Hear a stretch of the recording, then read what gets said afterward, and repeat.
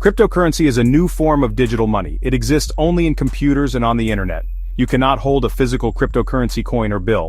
Instead, it is purely virtual. Cryptography secures its transactions. It uses complex mathematical codes. This makes transactions very secure. It also controls the creation of new units. Think of it as money born from computer science. Cryptocurrencies operate differently from traditional money.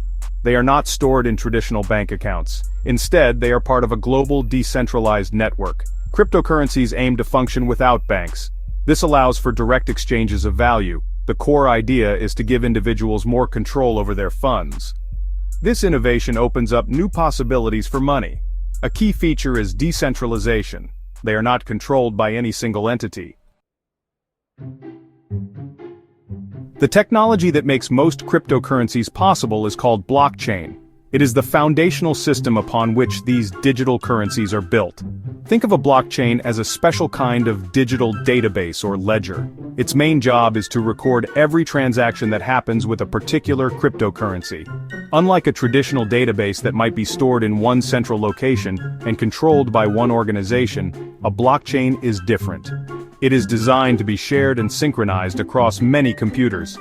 This shared nature is crucial for its operation and security, making it a robust platform for digital value. This digital ledger is distributed, meaning copies of it exist on many computers around the world. These computers are often called nodes, and they form a network. When a new transaction occurs, it is broadcast to this network. The nodes then work together to validate and record this transaction. Because the ledger is spread out, there is no single point of failure. If one computer goes offline, the network continues to operate. This distributed architecture makes the blockchain very resilient. It also makes it very difficult for any single person or group to tamper with the transaction history. A blockchain consists of a growing list of records called blocks. A cryptocurrency transaction begins when someone decides to send digital currency to another person. The sender uses their digital wallet to initiate this process. They specify the recipient's address and the amount of cryptocurrency they wish to send. This transaction request is then digitally signed using the sender's private key, which acts as a secure authorization. Once signed, the transaction is broadcast to the cryptocurrency's network. It doesn't get confirmed instantly. Instead, it enters a pool of pending transactions, waiting to be included in the next block on the blockchain by network participants. Once a transaction is broadcast, it needs to be verified.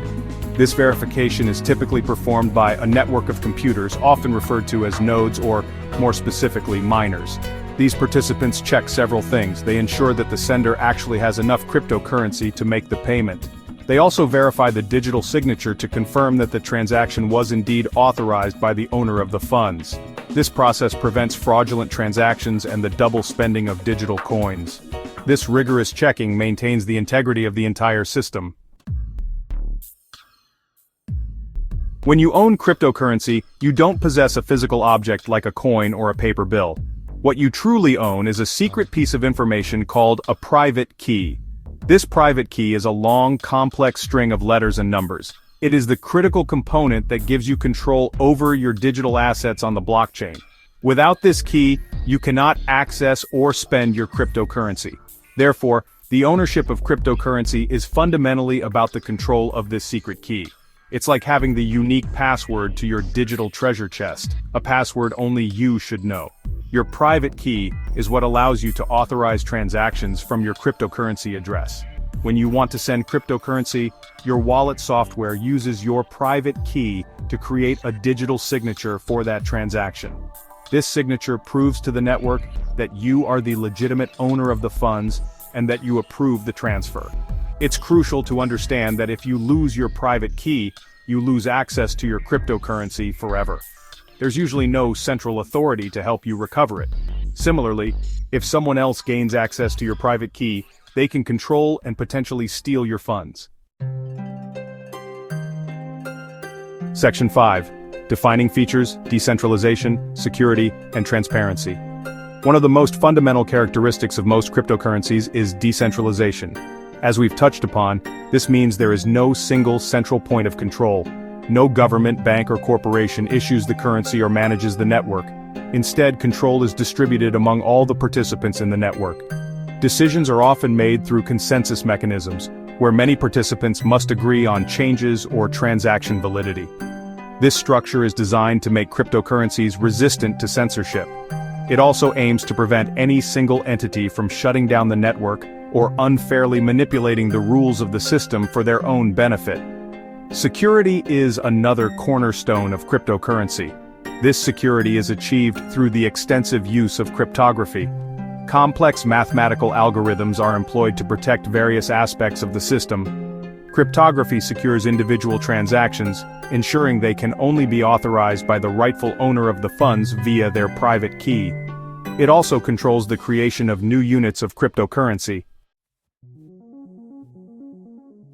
Section 6. A look back, the genesis and growth of digital money. The idea of digital cash is not entirely new. It predates Bitcoin by several decades. In the 1980s and 1990s, cryptographers and cypherpunks explored concepts for electronic money systems. They aimed to create a form of currency that could be used online with privacy and without relying on traditional financial institutions. Early attempts like DigiCash faced challenges, often because they still relied on some form of central operator, making them vulnerable. A major hurdle was the double spending problem. How to prevent someone from spending the same digital coin multiple times without a central authority to verify transactions. This problem remained unsolved for a truly decentralized system for many years. Then, in late 2008, a paper titled Bitcoin, a Peer-to-Peer Electronic Cash System was published online by an anonymous person or group using the pseudonym Satoshi Nakamoto. In early 2009, the Bitcoin software was released, and the network came into existence with the mining of the first block, known as the Genesis block. Section 7. Meet the players' popular cryptocurrencies. Bitcoin, with the ticker symbol BTC, remains the original and most well-known cryptocurrency. Launched in 2009, it pioneered the concept of a decentralized digital currency. Bitcoin operates on its own blockchain, secured by a process called proof-of-work mining. One of its defining characteristics is its limited supply.